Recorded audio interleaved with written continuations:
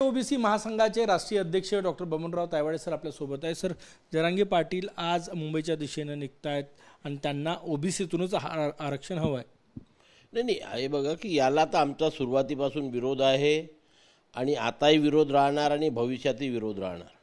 आणि म्हणून जर ते आज निघालेच तर आज दिवसभराच्या त्यांच्या या गतिविधीकडे लक्ष देऊन आणि सरकारच्या भूमिकेकडे लक्ष देऊन उद्याला आम्ही सकाळी 11 वाजता एक झूम मीटिंगद्वारे संपूर्ण महाराष्ट्रातील आमचे जे पदाधिकारी आहेत, सहकारी आहेत, त्यांच्यासोबत चर्चा करू आणि जर विरोध करण्याची गरज पडली तर तेवढ्याच ताकदीने आम्हीसुद्धा आमची ज्याला काय म्हणू की भूमिका त्या ठिकाणी ठरवू।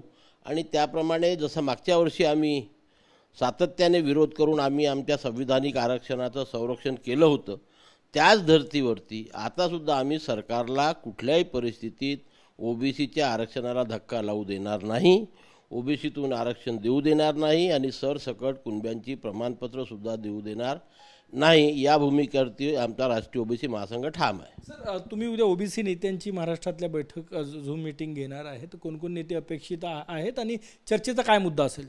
नाही, मुद्दा हेच असेल की आपण दररोज या सरकारच्या भूमिकेकडे आणि आंदोलनकर्त्यांच्या भूमिकेकडे लक्ष ठेवून आपण कुठली आखणी करायला पाहिजे, कुठल्या प्रकारच्या आंदोलनाची गरज आहे का, आणि ते गरज असेल तर कसल्या प्रकारचं आंदोलन आपण रस्त्यावर येऊन करायला पाहिजे की मागच्या वेळेस जसं आम्ही साखळी उपोषण, आमरण उपोषण या पद्धतीचा अवलंब केला होता, ती पद्धत उद्या आम्ही ठरवू आणि त्याप्रमाणे मग भविष्यात आम्ही पुढे काम करू। म्हणजे पुढच्या आंदोलनाची दिशा ठरवली जाणार आहे ओबीसींच्या पुढच्या आंदोलन आज गरज नाही वाटत आम्हाला, म्हणून आम्ही अजूनपर्यंत रस्त्यावर आलो नाही किंवा कुठलीही हे केलेली नाही।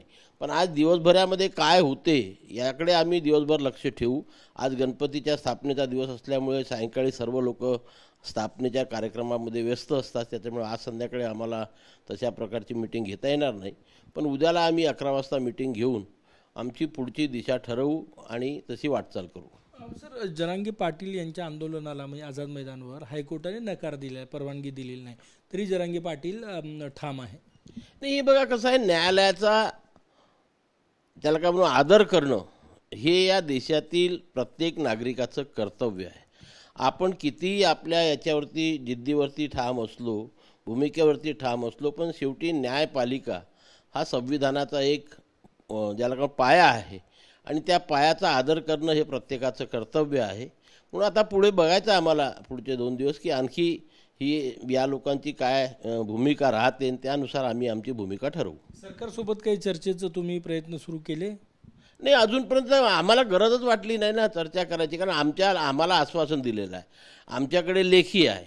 मी आधीपासून म्हणतो की सरकार आपली भूमिका बदलवते आहे किंवा बदलवण्याच्या मानसिकतेत आहे, हे ज्या दिवशी आम्हाला कळेल त्या दिवशी आम्ही सरकारसोबत चर्चा करू। आज प्रत्येक मुख्यमंत्री असो, उपमुख्यमंत्री असो किंवा सरकारमधील सर्व मंत्री असो एकाच भूमिकेवरती ठाम आहे की ओबीसीच्या आरक्षणाला धक्का लागणार नाही आणि ओबीसीमधनं मराठा समाजाला आरक्षण देणार नाही। त्याच्यामुळे आम्हाला चर्चेला जायचं आणि त्यांच्याशी वारंवार करायची गरज आज तरी वाटत नाही। किती गर्दी अपेक्षित आहे जरांगेंच्या आंदोलनाला? आज ते निघतायत थोड्या वेळात, आता ते मी नाही सांगू शकत की आता काय पुन्हा ती धार किती पकडली लोकांमध्ये आणि काय पकडली, मग त्याच्यावरती कॉमेंट करणं मला काही योग्य वाटत नाही। लक्ष ठेवू नये तुम्ही? लक्ष ठेवून राहू, दिवसभर लक्ष ठेवून राहू, कुठे काय घडते, काय त्यांची भूमिका आहे, ते कशी काय पुन्हा पुढची दिशा ठरवतात, कोणत्या दिशेने जातात, त्या दिशेने आम्ही जाण्याचा प्रयत्न करू। कॅमेरामॅन सचिन सॅमसह गजानन उमाटे, TV9 मराठी, नागपूर।